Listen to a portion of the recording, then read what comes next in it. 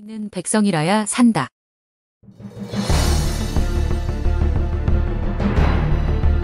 무능한 정권의 온갖 비정상적 행태를 바라보며 한여름을 지납니다. 권력 행사에만 눈먼 어리석음은 정치, 외교, 경제, 안보, 민주헌정 질서 모든 방면에 걸쳐 나라와 민족을 아슬아슬한 위기로 내몹니다.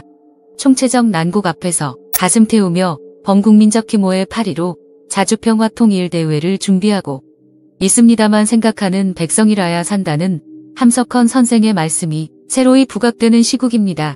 생각하는 백성이란 깨어있는 백성이란 뜻이지요. 생명의 평화와 정의로운 사랑 이루는 하늘 도리를 먼저 생각하고 과감히 행동할 줄 아는 백성이 되어야 제대로 살 수 있다는 말씀입니다. 하면 깨어있는 삶이란 어떤 것일까요? 몇 가지 측면에서 그려볼 수 있겠습니다. 먼저 내적 자세, 실존적 각성입니다. 그 첫째는 겸손입니다. 있는 그대로를 바라볼 줄 알고 인정하는 것이 겸손이요 깨어있음입니다. 무엇보다 나 자신을 똑바로 아는 일이 깨어있는 일입니다. 나라는 개체는 하나의 피조물입니다. 광대무변한 공간, 영원 무궁한 시간 앞에 서면 보이지 않는 점에 불과합니다. 그러므로 창조주와의 연결점이 없다면 그야말로 나는 아무것도 아닙니다. 그러니 가난한 마음으로 세계를 바라보는 것, 그것이 깨어있음입니다. 그리하여 감사하는 자세입니다. 우리는 무수히 많은 도우미들을 통하여 존재합니다. 해와 달과 별과 바람과 땅과 물과 그 안에 보이지 않는 것에서부터 보이는 것까지 온갖 생물, 미생물, 무생물들의 도움은 물론이요. 이 사회를 지탱하는 이웃들의 수고 덕분으로 존재합니다. 감사해야 마땅합니다. 감사는 삼라만상과 생의 모든 인연들을 나와 때려야 뗄 수 없는 분신으로 바라보는 마음입니다. 나 외의 모든 존재 속에서 거룩한 형상을 읽어내는 것입니다. 그것은 곧 사랑하는 마음이겠지요. 내 주변 모든 것에 감사하며 사랑의 대열에 동참하는 것이 깨어있음입니다. 그리고 밝은 마음입니다. 마음을 밝게 하는 것이 깨어있는 일입니다. 부정적인 마음은 모든 것을 어둡게 만듭니다. 절망하고 기죽어 있거나 성내고 화를 품는 것은 혼을 어둠 속에 가두는 일입니다.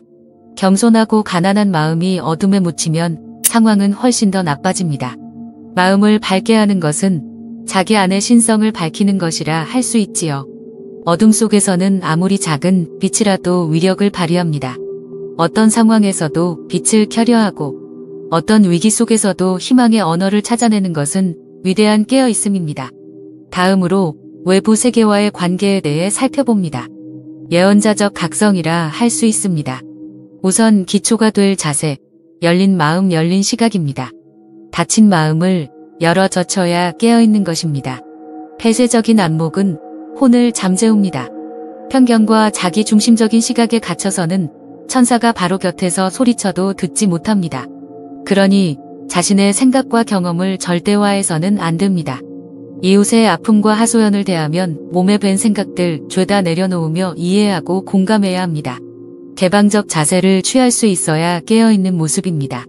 아울러 부질없는 것에 마음 빼앗기지 않아야 그 기본 잘 지킬 수 있습니다. 돈의 명예에 권력의 마음을 빼앗기면 그것은 무덤을 스스로 파는 꼴입니다. 파멸만이 기다리는 함정 속으로 뛰어드는 어리석음입니다. 우리는 그것을 우상숭배라고 부릅니다. 우상숭배자는 결코 진리가 꽃피고 정의와 평화가 입맞추는 상상에 이를 수는 없습니다. 깨어있는 자는 우상에 휘둘리지 않고 늘 보편적 사랑 안에 머물고자 합니다. 하여 거대 담론을 유지하는 것입니다. 길게 보고 크게 생각하는 것이 깨어있는 태도입니다.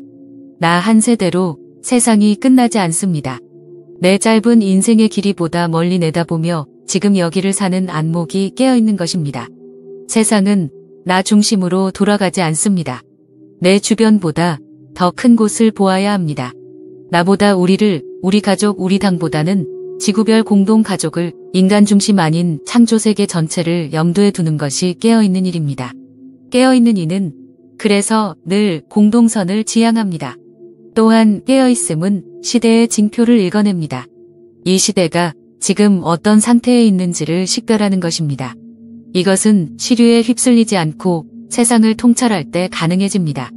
무엇이 선하고 옳은 일인지를 명쾌하게 분별할 수 있을 때 예언자적 시각을 견지할 수 있고 통쾌히 예언할 수 있습니다. 피조세계를 자비롭게 사랑하듯 악은 단호히 미워하는 것이 하늘의 사랑입니다. 그것을 신앙의 선배들은 식별력 있는 사랑이라 일컫습니다. 우리는 시대의 표징들을 통해 우리가 지금 바른 길로 가고 있는지 아닌지 식별할 수 있습니다. 정의로운 사랑으로 식별하고 바른 길을 제시하는 것이 깨어있는 일입니다. 마지막으로 종교적 각성을 꼽을 수 있습니다. 예수 제자의 자리에서 살펴보겠습니다. 예수는 제자들에게 자기를 버리고 자기 십자가를 지라 하셨습니다. 십자가를 볼 줄 알고 질 줄도 알라는 말씀입니다. 자기가 지어야 할 십자가란 살면서 감당해야 할 개인적 고달픔을 말하는 게 아닙니다. 자기 때문이 아니라 하느님 나라를 위해 겪을 수밖에 없는 시련을 일컫습니다. 곧 식별하는 사랑, 생명의 평화를 중심 삼을 때 삶의 자리에서 감당해야 하는 거룩한 부담들을 십자가라 부를 수 있습니다. 그렇게 삶의 자리 곳곳에서 자신이 져야 할 십자가를 발견하고 기꺼이 지려하는 태도가 종교적으로 깨어있는 것입니다.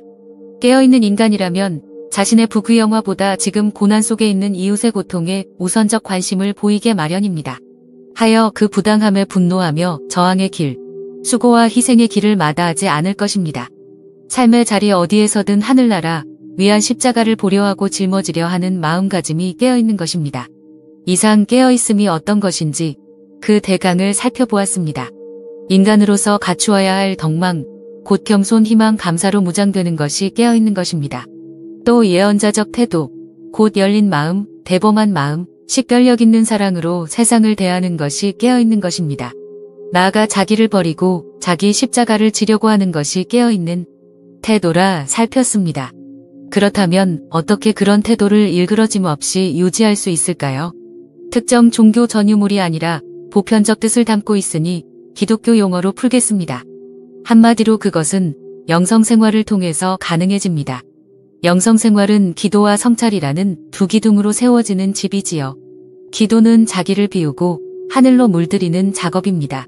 성찰은 자신과 세상의 상태를 하늘에 비추어 살펴보는 작업입니다. 기도와 성찰은 내가 누구인지를 명확히 바라볼 수 있게 합니다. 그리고 세상을 나 중심이 아닌 타자 중심, 하늘나라 중심으로 볼 수 있게 합니다. 정신을 깨우는 비결입니다. 그러므로 기도하고 성찰하는 것을 삼시세끼 밥 먹는 만큼만 습관화할 수 있다면 혼을 허튼 대로 팔지 않고 탄탄히 깨어있을 수 있을 터입니다. 또한 우리는 결코 홀로가 아니라는 사실을 바라보며 힘을 얻습니다. 우리는 공동선을 지향하는 선한 이들과 함께 세상을 살아갑니다. 기도하고 성찰하는 이들의 연대는 우리의 항상 깨어있음을 든든히 뒷받침해줍니다. 한 개인이 갖는 실존적인 연약함도 공동체의 선한 기운으로 너끈히 메워질 수 있습니다. 그러니 공동체적 깨어있음은 더 중요한 동력이 됩니다. 깨어있는 백성이라야 삽니다. 백성이, 민중이, 시민이 깨어있어야 나라와 민족의 앞길이 반듯해질 수 있는 거지요. 부당한 질서를 뒤집어 엎는 저항의 힘은 바닥에서 나오는 법입니다. 그 힘이 필요한 때이고 그 힘 발휘할 수 있다고 믿습니다. 그리해야 국기문란자들의 정신을 차리게 하고 역사 바로 세우기에 이를 터입니다. 어둠 속이지만 촛불 들고 행진하는 백성이라면 삽니다.